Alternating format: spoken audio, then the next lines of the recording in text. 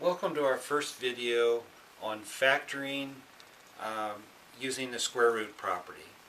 And factoring using the square root property is used when we don't have an x term in a quadratic. So we have an x squared term and we have a constant, but we don't have any x terms. So therefore, if you think of the a coefficient as the coefficient of x squared, that can be present. And the b coefficient is the coefficient in front of the x term. Well, when b is 0, that's when we use the square root property. So here's a case where we only have an x squared term and a constant. So if we do this, we take the square root of both sides. The square root of x squared and the square root of 9. Square root of x squared is x, and the square root of 9 is plus or minus 3.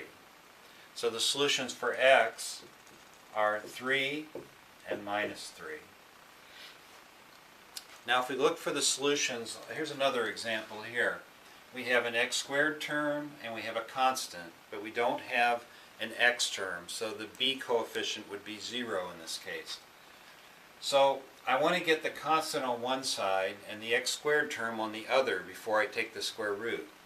So I take and subtract 100 from both sides, and I end up with x squared equals minus 100.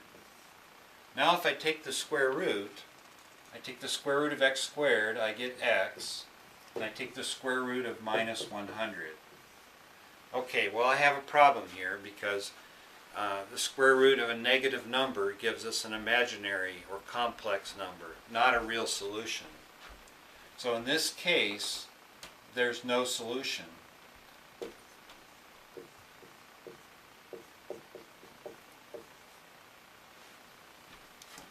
Now if we were into complex numbers, and the section on complex numbers, we could treat this, but it would end up being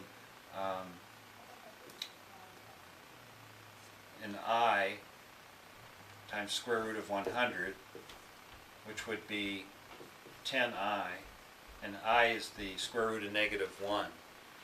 But in the end, that's not a real solution. So we're going to stay with, at this point, we're just going to say no real solution.